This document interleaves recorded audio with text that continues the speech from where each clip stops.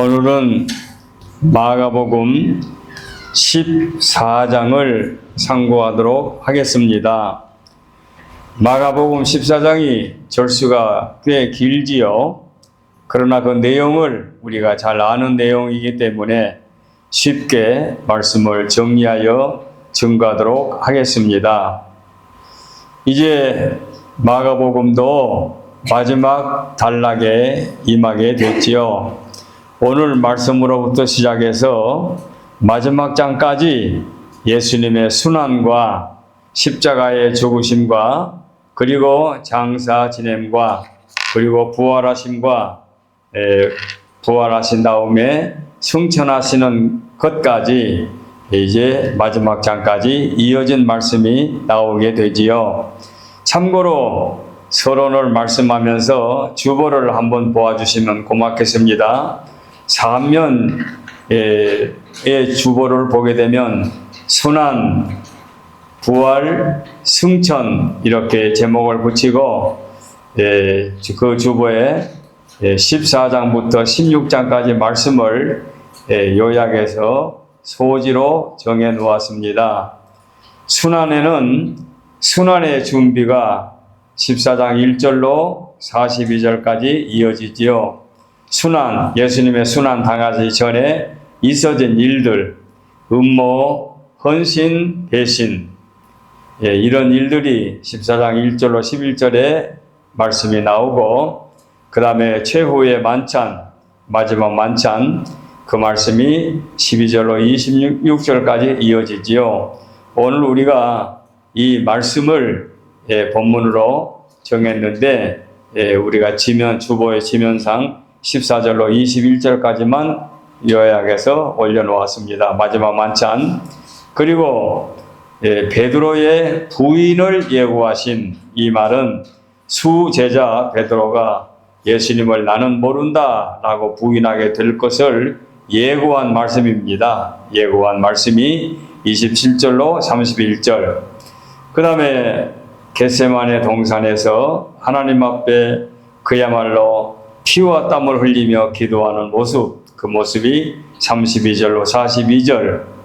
자, 이렇게 순환의 준비가 이어진 다음에 이어서 14장 43절로 그 뒤에 보니까 15장 22절까지 순환이 이어집니다. 15장 22절까지. 그러나 오늘은 14장까지만 말씀을 드릴 것이니까 그 밑에 보면 작은 일로 주님이 잡히심, 그 말씀이 14장 43절로 52절, 그 다음에 신문을 받으심, 그 말씀이 53절로 65절, 그 다음에 베드로의 부인, 나는 그분이 누군지 모른다, 그렇게 부인하는 말씀이 66절로 72절까지 오늘 여기까지 말씀을 증거하겠습니다. 자, 그런데 이 주보에 한 면에 제가 올린 이유가 있습니다. 다음 주에는 15장에 이제 15장 1절로 15절까지 보면은 빌라도의 재판이 나오고 16절로 20절까지 희롱당하신 이제 우리 주님이 희롱을 당하는 그와 같은 일이 기록되어 있고 21절로 22절에 십자가에 달리심, 그리고 23절로 41절에 주님이 십자가 위에서 운명하신 그런 말씀이 기록되어 있고 42절로 47절에 주님이 장사 지냄을 받게 되지요. 무덤에 들어가게 되지요. 여기까지가 다음 주의 말씀입니다. 그리고 이제 그 다음 주에 2주 후에 16장 1절로 마지막 절까지 말씀이 이제 증거할 말씀인데, 거기에 보면 주님이 승리의 부활이 나오고 부활하신 주님이 40일 후에 승천하신 말씀까지 짧은 마가복음의 이 복음서에 승천의 과정까지 기록되어 있습니다. 그래서 3주 거쳐서 말씀을 증거할 터인데 오늘 한 면에 이해를 돕기 위해서 이렇게 소개해 놓았습니다. 이제 다시 14장 1절로 이제 말씀을 진행하도록 하겠습니다. 자, 복음서 기자들이 이 부분을 매우 중요하게 생각하기 때문에 사복음 다 이 부분을 자세히 기록하고 있습니다. 그렇기 때문에 마가복음처럼 간략하게 기록된 말씀에도 이렇게 상세하게 기록되어 있기 때문에 이렇게 말씀을 상고하게 됩니다. 공간복음과 사복음의 차이점은 최후의 부분에서 현저하게 나타나게 되는데 제3복음 즉 마태, 마가, 누가, 공간복음서는 공통된 부분이 많지요. 더더구나 마태와 마가는 문자적으로도 일치한 부분이 많습니다. 문자적으로도 그리스도는 만인의 죄를 대속하기 위하여 십자가에서 고난을 받으시고 만인에게 영원한 소망과 영광을 주시기 위해서 승리의 부활을 하시게 되지요. 실로 순환과 십자가는 죽으심을 머릿속에 염두에 두시기 바랍니다. 십자가, 죽으심과 부활은 예수님의 그리스도의 생애의 최대의 사건이라 이렇게 말씀을 드릴 수 있습니다. 33년의 예수님의 생애 가운데 예수님의 순환, 예수님의 죽으심, 예수님의 부활은 예수님의 생애 가운데 가장 중요한 핵심 부분이다. 이렇게 말씀을 드릴 수가 있겠지요. 그래서 14장 순환, 15장 십자가 속에는 주님이 운명하신 죽으심, 사망하심을 십자가라는 말로 표현합니다. 물론 15장의 순환이 이어지지요. 오늘 말씀이 순환으로 끝을 다 맺은 게 아니니까 순환이 있고 물론 주경학자들은 순환 속에 예수님의 십자가를 포함하고 있습니다. 근데 저는 14장 순환, 15장 십자가, 16장 부활 이렇게 정리를 해서 말씀을 드리려고 합니다. 그래서 오늘은 예수님의 십자가 지시기 전 순환에 관한 사건을 14장에서 공부하게 되겠습니다. 절수가 매우 길지만 그 내용은 간략하게 이해할 수가 있습니다. 자, 14장 1절로 42절까지를 예수님이 순환을 당하시기 전에 순환 준비라고 제가 제목을 붙였지요. 일대지로 순환의 준비. 자, 이 일이 고난주간의 주간하면 한 주간을 말하는 거죠. 주간의 수요일에 이루어진 일입니다. 그래서 순환의 준비는 수요일 날 이루어지고 있는데 1절로 14절까지 자, 음모, 헌신, 배신 이 세 가지 사건을 묶어서 1절로 11절까지 제가 한 단락으로 만들었습니다. 음모, 헌신, 배신 이게 무슨 말인가? 그러나 아무것도 아닙니다. 그 내용을 보면은 음모는 자 오늘 성경 한번 봐보시기 바랍니다. 1절과 2절에 이틀이 지나면 유월절과 무교절이라 대제사장들과 서기관들이 이제 주격에 나오지요. 대제사장들과 서기관들이 예수를 흉계로 잡아 죽일 방도를 구하며 이르되 밀란이 날까 하노니 명절에는 하지 말자. 이 1절과 2절 말씀을 음모라고 소제목 속에서 앞부분을 말씀했습니다. 음모. 자, 대제사장들을 비롯한 유대교의 교권주의자들이 계속해서 주님과 마찰을 빚더니 끝내는 예수님을 잡아 죽여버려야 되는데 지금은 사람들이 모이고 있으니 밀란이 일어날까 염려되니 조금 절기후로 미루자 이런 식입니다. 그래서 음모 14장 1절과 2절 말씀이 되겠지요.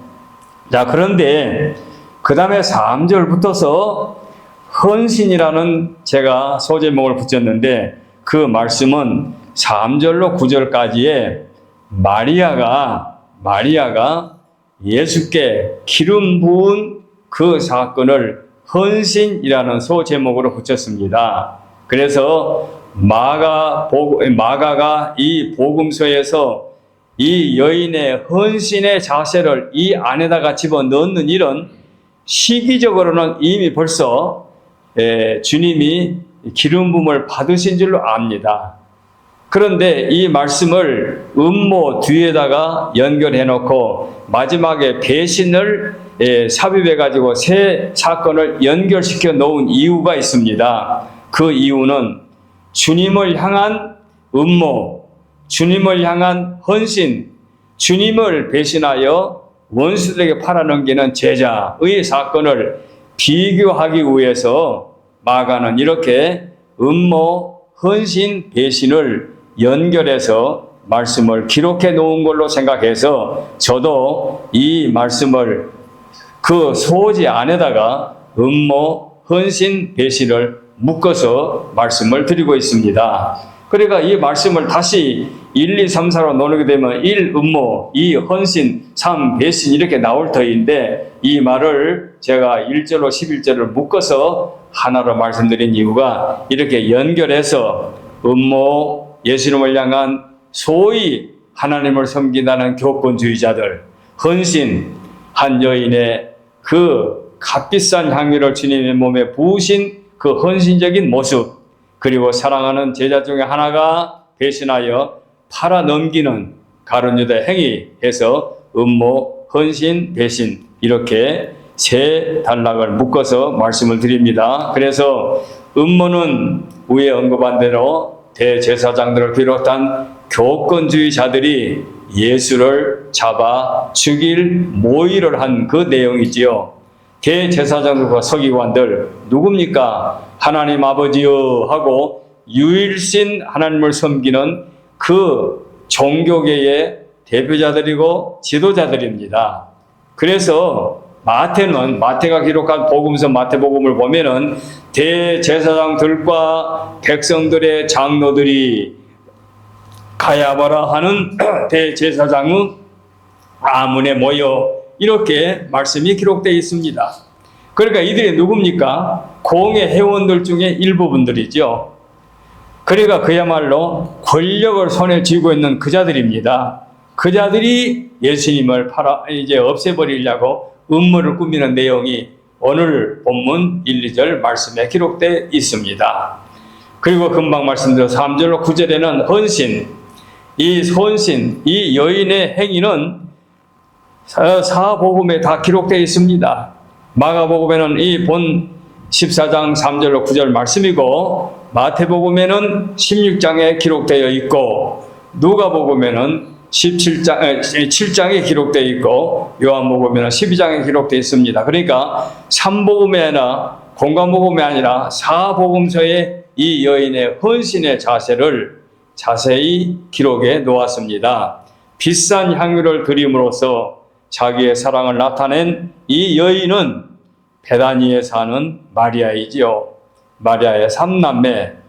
그래서 나사로, 마리아, 마리다 이렇게 3남매 중에 한 여인 마리아가 이런 행위를 행하게 된 거지요. 참고로 오늘 말씀과는 상관이 없습니다만 다음 주 토요일 날 새벽 기도에서 성경에 나오는 예수님을 향하여 기름 부음을 부은 사건이 이 마리아의 행위 말고도 더 있습니다. 그래서 기름 부은 사건에 관해서 한 시간 설교를 하려고 합니다. 오늘은 여기서 이 마리아, 베다니에 사는 마리아의 행위가 언급되어 있기 때문에 이 말씀을 드리고자 합니다. 이 마리아는 마르다의 가정에 예수님이 죽은 자 가운데서 장사되는 바 된 나사로를 살려주신 그 가정의 한 자매지요. 그래서 이 여인은 베다니 시몬의 집에서 주님을 위하여 큰 잔치가 열렸을 때에 마리아는 들어와 가지고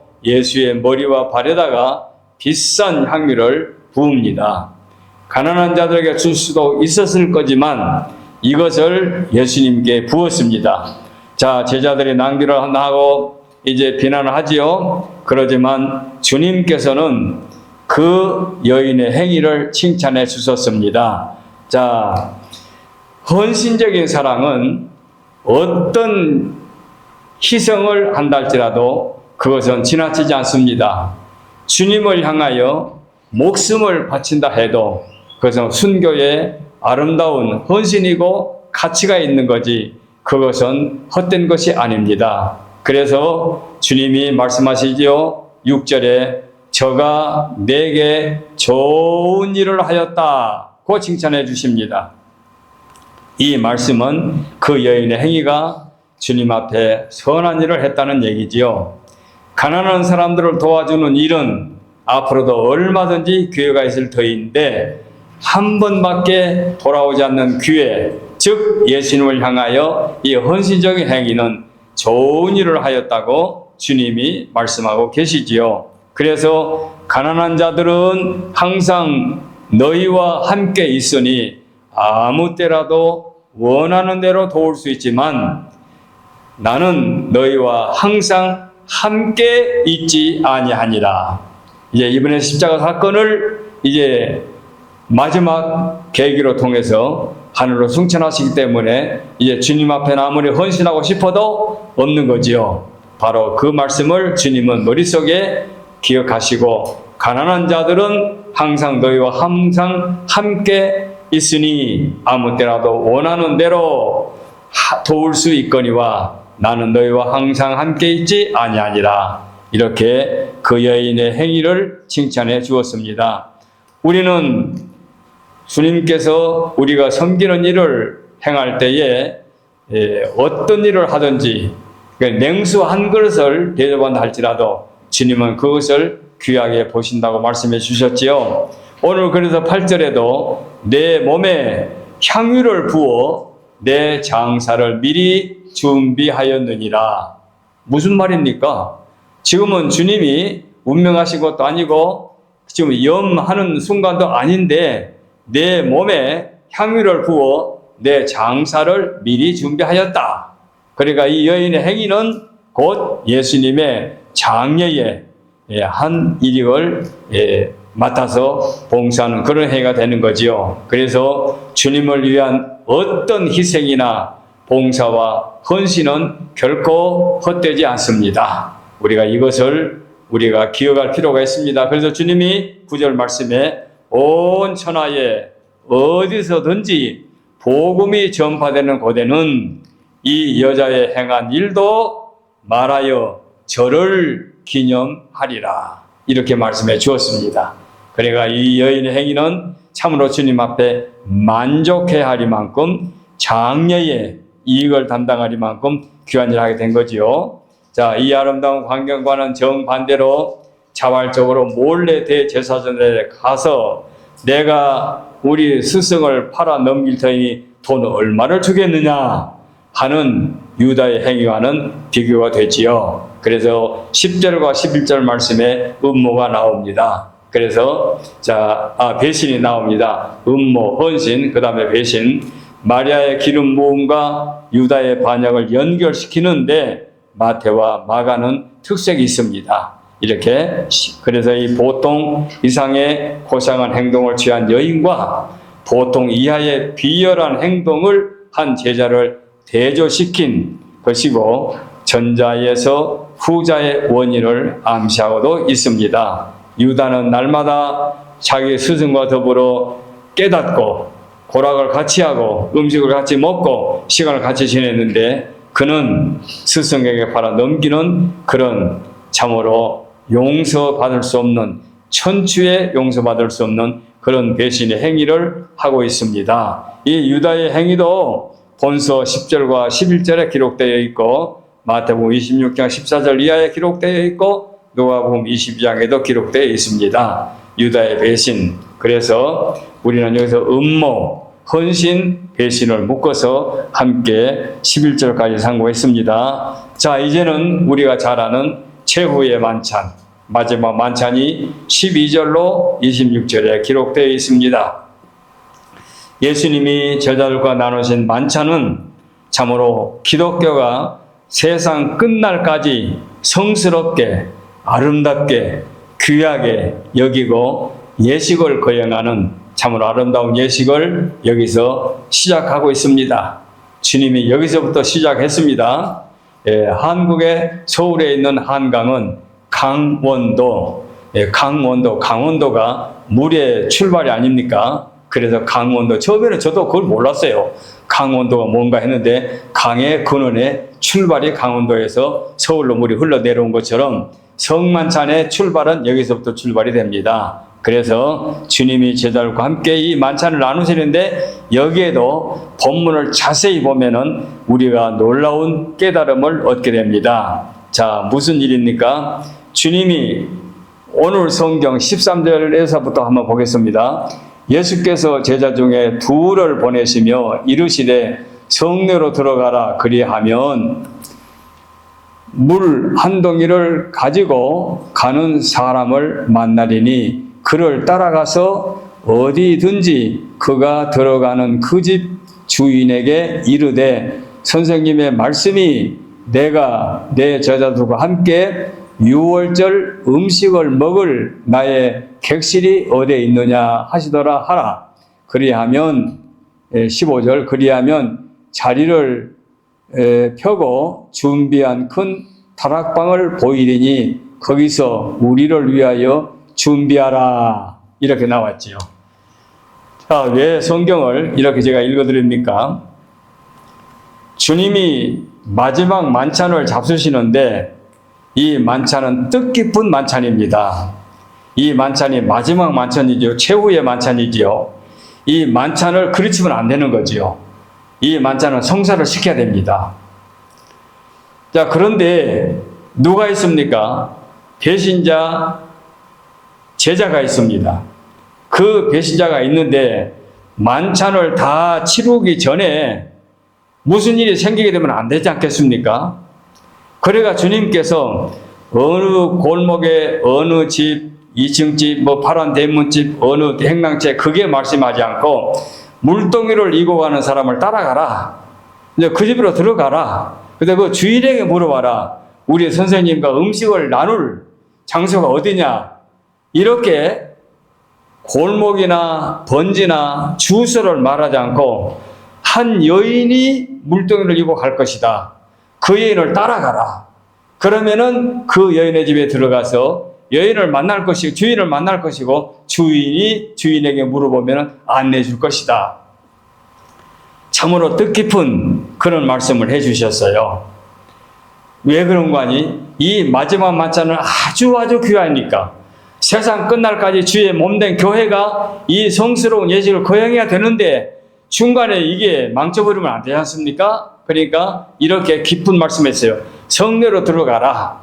그리하면 물 한 동이를 가지고 가는 사람을 만날 것이다. 그 여인을 따라 들어가라. 그리고 주인을 만나면 그 주인에게 물어봐라. 우리 선생님이 음식 먹을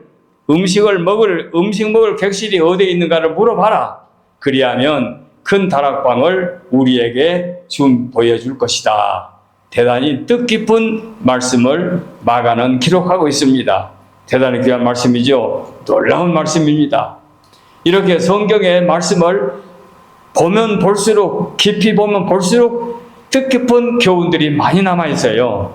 그래서 이 성만찬 예식이 얼마나 귀하기 때문에 오늘 본문으로 우리가 함께 교독도 하였습니다. 자, 우리 주님이 원수에게 잡혀 가시기 전에 이 마지막 만찬은 그만큼 소중하기 때문에 주소를 말씀하지 않고 이렇게 표현을 했다는 것을 여러분이 기억해 주시기 바랍니다. 대단히 귀한 말씀이기 때문에 반복해서 말씀을 드렸습니다. 자, 그래서 어느 번지 누구의 집, 물동이를 가지고 들어가는 집에 무슨 색깔 어느 집, 누구에게 찾아가서 이렇게 말씀을 안 했다는 얘기입니다. 유다의 반역은 모든 그리스도인들에게 무서운 경종을 올려주는 비극적 행위지요. 유다의 반역은 자기의 의지, 자기 욕심, 자기 판단으로 자율적 악행이었기 때문에 주님은 내일이면 돌아가실 그런 현실 앞에서 마지막 만찬을 소중히 여기시고 이렇게 말씀해 주신 겁니다. 그래서 주님의 만찬의 언약, 이 떡을 받아 먹으라. 이 떡은 너희를 위한 내 몸이니. 참으로 피가 섞인 말씀 아닙니까?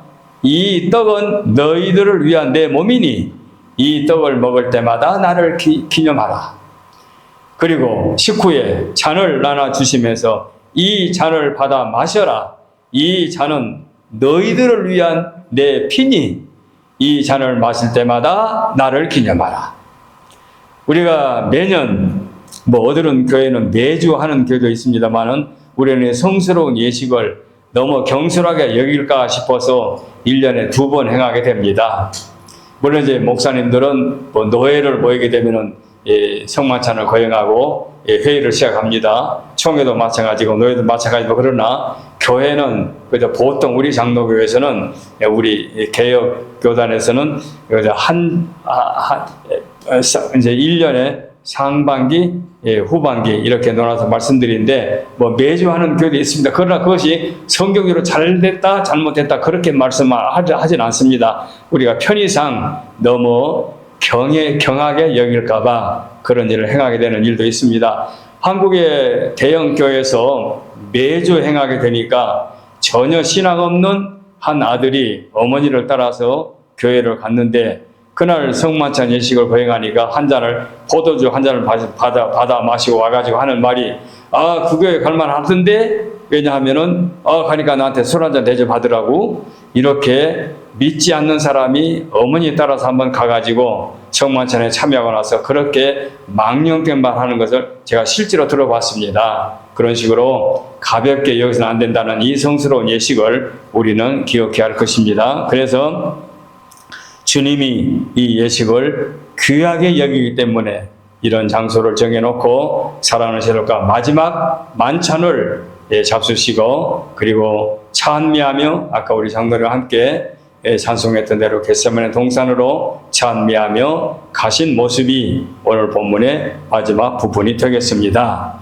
자, 이제 그 다음에 오늘 뒤에 있는 말씀 보게 되면 베드로의 부인을 예고하신 겟세마네 기도 이렇게 두 소지로 논아놨는데 이것도 사실은 저는 설교를 준비하면서 고민이라는 제목으로 두 사건을 묶어서 준비해 왔습니다. 자, 베드로가 부인할 것을 예고한 말씀이에요. 부인은 뒤에 나오지요. 예고한 말씀이 14장 27절로 42절에 나오고 그 다음에 예수님이 사랑하는 제자들과 함께 겟세마네 동산으로 기도하러 가시는 모습이 그 다음에 말씀으로 이어지게 됩니다. 자, 다락방에서 사랑하는 제자들과 함께 성만찬이 귀했다고 하면은 마지막 지상에 오신 예수님, 육신의 몸을 입고 이 땅에 오신 예수님, 그 예수님이 마지막 동산에서 하나님 아버지 앞에 기도한 것도 소중합니다. 기도한 것도. 그래서 그 기도하러 동산에 가실 때에 찬미하며 가셨다 이렇게 말씀했는데 역시 이것도 겟세마네 동산을 주보에 한 곳에 제가 아는 대로 소개해 놨습니다. 그래서 주님이 이제 겟세마네 동산에 가서 그야말로 하나님 앞에 눈물로 기도하는데 사랑하는 제자들은 그 순간을 알지 못하고 고나게 잠들었지요. 참 어느 때는 잠 졸려서는 안 되는데도 졸릴 때가 있지 않습니까? 참 제자들은 그 예수님의 심각한 순간을 알지 못하고 거기서 잠을 자게 된 거지요. 그러니까 주님께서 1차 기도하고 와서 깨워놓고 2차 기도하고 또 와서 깨워놓고 3차 기도하고 자 이제 자고 쉬라 때가 됐다. 이제 원수들이 가까이 왔다 하면서 3번 기도했는데 아버지여 할 수만 있으면 이 쓴 잔을 내게서 면케하옵소서. 이 십자가의 쓴 잔, 십자가의 고통, 십자가의 죽음을 면할 수 있으면 면해 주옵소서. 이게 육신을 가지신 예수님의 기도의 제목입니다. 그런데 중요한 것이 그 다음에 나옵니다. 그러나 나의 원대로 마옵시고 아버지의 원대로 하옵소서. 이것이 결론입니다. 이게 응답입니다. 주님이 이 응답으로 기도는 마감했습니다. 아버지여, 할 수만 있으면 이 쓴 잔을 내게서 면케하옵소서. 그러나 나의 원대로 마옵시고 나는 그걸 바라고 있습니다마는 그건 내 원대로 마옵시고 아버지의 원대로 하옵소서 하는 말씀이 기도의 응답이고 이제 마지막 기도가 끝나는 순간입니다. 최후의 결정은 아버지의 뜻이 결정입니다. 그래서 아버지의 뜻을 따르겠습니다. 이렇게 장엄하고 찬란한 지상 생애의 최후를 마감하게 됩니다. 우리가 평소에 알고 있는 부분입니다만은 이 순간 이 말씀을 볼 때에 우리 마음이 뜨거우지 않으면 안 됩니다. 뜨거워질 수밖에 없습니다. 아버지여, 십자가 나치기 참 면할 수만 있으면 면해 주옵소서. 그러나 내 원대로 마옵시고 아버지의 원대로 되기를 원하나이다. 이 말씀으로 아버지께서 응답해 주신 겁니다. 그래, 그것이 내 뜻이다. 네 아픔을 내가 알고 있다. 그러나 내 뜻은 만인의 죄를 속량해 줄 길은 이 길밖에 없다. 무죄한 자가, 죄 없는 자가, 죄와 상관이 없는 자가 그 죄값으로 희생하지 않으면 안 된다. 그래서 마지막 아버지의 원대로 하옵소서 36절에 이렇게 해서 주님은 지상의 최후의 순간을 마감하게 된 것입니다. 여기까지가 순환의 준비입니다. 이제 43절로 마지막 절까지가 그야말로 오늘 말씀의 순환입니다. 43절에 주님이 잡히십니다. 유다, 예수님의 제자 중 한 사람 가롯 유다가 그야말로 강도를 잡을 것처럼 병저들과 그리고 병사들이 무기를 하고 예수님을 잡으러 옵니다.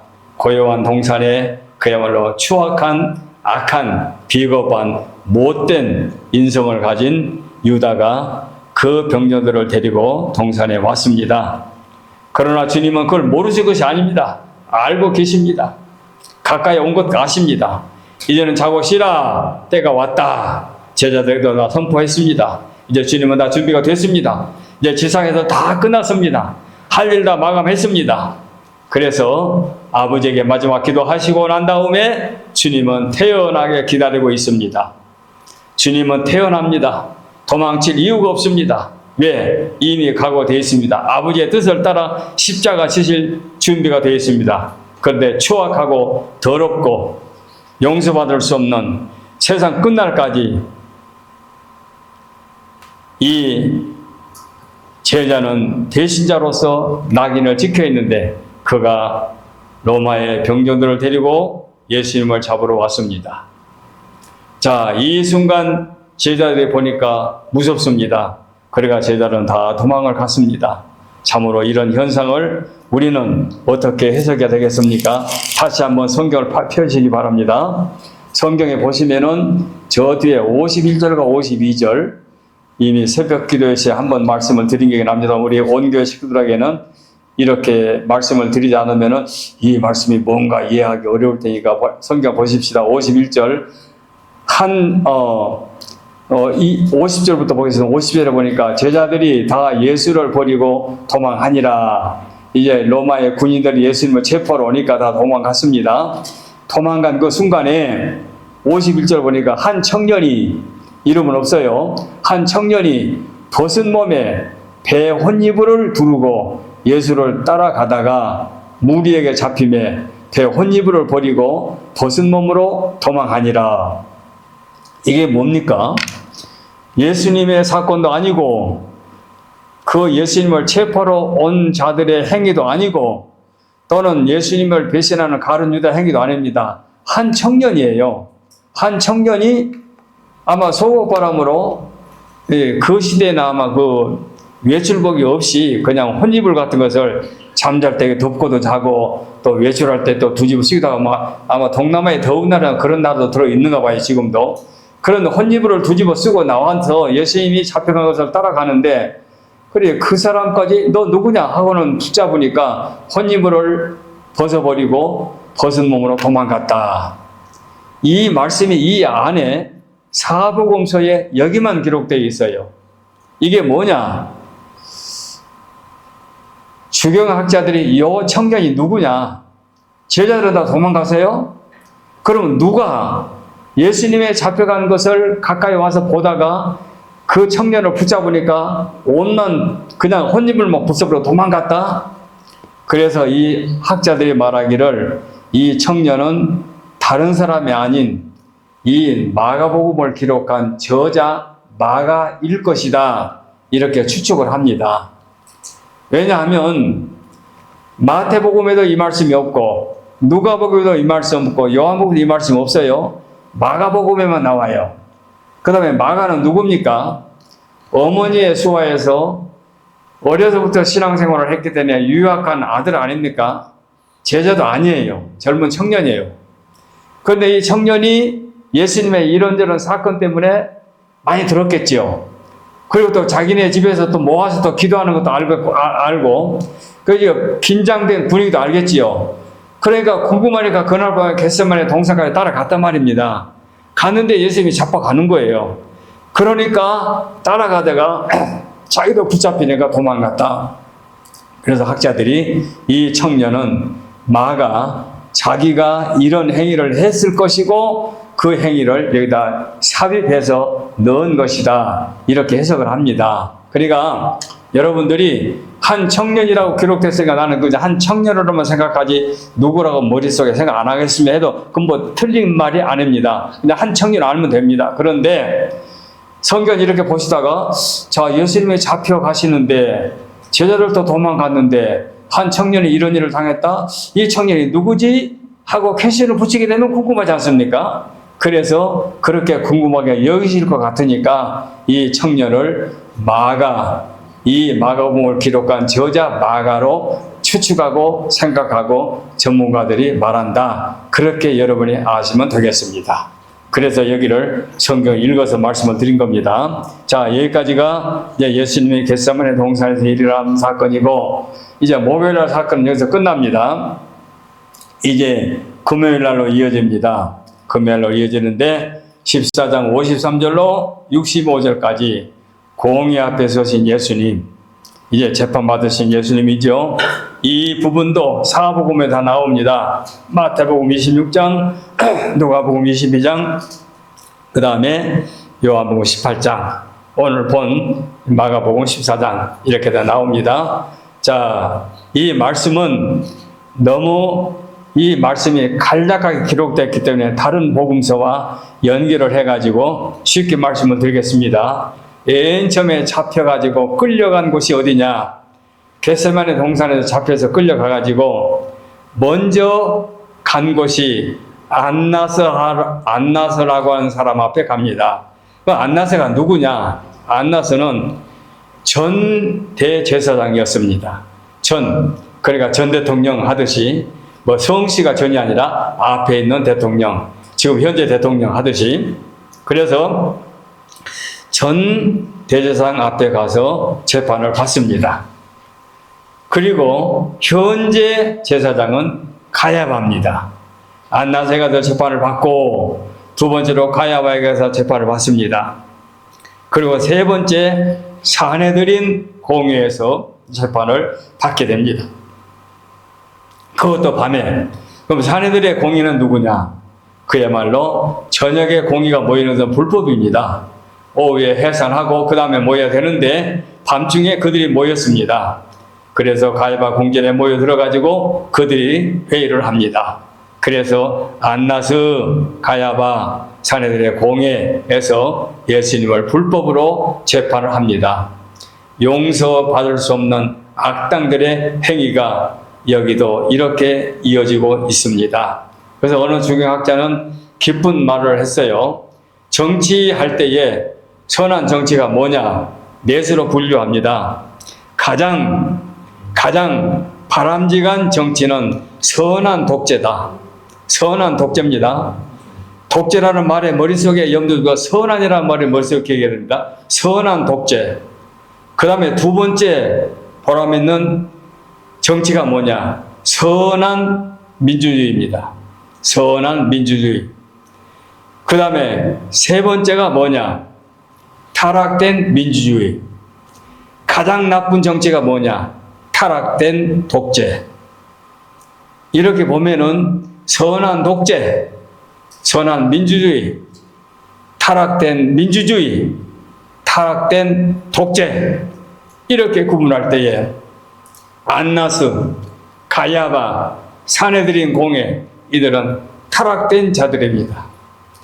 타락된 자들이 죄 없는 예수님을 재판하고 있습니다. 오늘날도 해당되는 거예요.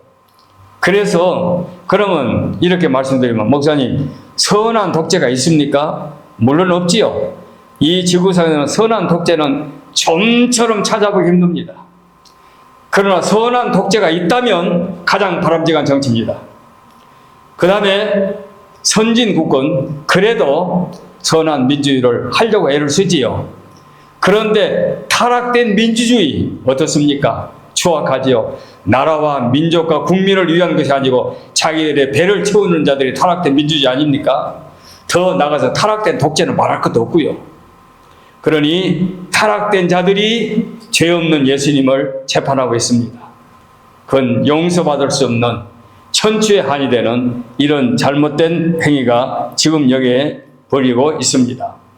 그래서 공회에서는 사실 심리를 하지도 않고 이미 내정해 놨습니다. 사형 정해놓고 죄를 구실을 만들고 있습니다. 구실을 만들어야 되겠는데 그 구실을 그래서 예수님 앞에 뭔가 죄를 만들어야 되겠는데 증인도 복잡합니다. 이런 사람 저 사람의 증인도 일치하지 않습니다. 그래서 무슨 제목을 만듭니까? 이 성전을 헐라, 그러면 내가 3일 만에 다시 세우리라, 이 말씀을 가지고 성전을 못 오겠다고 제목을 씌우지요. 그 다음에 자기가 누구다? 나는 하늘로부터 온 자다, 신성 모독죄라, 그런 제목을 만들어가지고 하는데 나는 그 제목은 전혀 관심이 없고 그 제목은 엉터리이기 때문에 관심도 없고 이런 제목을 만들어가지고 사형 언도를 내리게 된 겁니다. 그렇지만 자기들이 예수님을 사형시킬 수가 없으니까 이제 다음 시간에 나오는 빌라도에게 예수님을 넘기게 되지요. 자, 오늘은 빌라도 문제는 안 나오니까 그냥 여기서 이걸로 마치겠습니다. 그야말로 이런 편견, 이런 추악한 타락된 행위의 재판은 점잖게 말해서 비인도적인 행동이지요. 비인도적인 행위입니다. 여러분, 이 땅에 태어나서 우리가 이렇게 진리 안에서 산다는 게 얼마나 아슬아슬하고 얼마나 소중합니까? 타락된 사람들과 어깨를 같이 하고 사는 것이 아니라 우리는 그래도 경건하게 살아보려고 이렇게 주 안에서 믿음으로 하나님 말씀을 영의 양식으로 삼고 살고 있으니 얼마나 소중한지 모르겠습니다. 자, 이제 마지막 66절로 72절에 베드로의 부인이 나오지요. 베드로는 진실로 예수님을 사랑했습니다. 가룟 유다와는 질이 달라요. 그러나 이 시련의 때에 육신을 가진 한 사람 인간 베드로는 자기가 부족해서 잠시 잠깐 무서워서 두려워서 주님을 부인한 것뿐입니다. 가룟 유다와는 그 판이 다릅니다. 성격이 다릅니다. 그러니까 죄가도 다르겠죠. 유다의 죄는 그야말로 추악한 내리맞이 계단은 마지막 계단에서 스승을 팔아넘기는 추악한 그와 같은 행동이고, 시몬 베드로는 잠시 잠깐, 본래는 그렇지 아니한데 잠시 잠깐 두렵고 무서워서 모면하기 위해서 제가 안 그랬는데요, 실제로 했는데도 너무 무서우니까 제가 안 그랬는데요, 이런 식으로 부인하는 그와 같은 표시지요. 그래서 베드로는 통곡하고 후회하고 회개하게 되는 그런 과정을 갖게 되지요. 그래서 회복받고 초대교회 그야말로 기둥 같은 인물로 일하게 되지요. 오늘 우리는 가장 성경의 핵심적인 이 복음서 한 장의 마지막 부분에 예수님의 순환에 관해서 말씀을 드렸습니다. 아까 제가 주보에 옮겨놓은 것을 한 번 더 여러분이 음미해 보면 오늘 목사님이 여기까지 말씀을 증거하셨구나, 이제 다음 주에는 여기서 여기까지 이렇게 말씀을 음미하게 되면은 더 이해가 쉽게 될 줄 알아서 말씀을 드리는데, 오늘은 성만찬의 깊은 뜻, 그 다음에 배신자의 악행, 추악한 죄상 같은 것을 함께 상고하면서 예수님의 순환과 순환의 준비와 순환의 과정 말씀드렸습니다. 기도하겠습니다.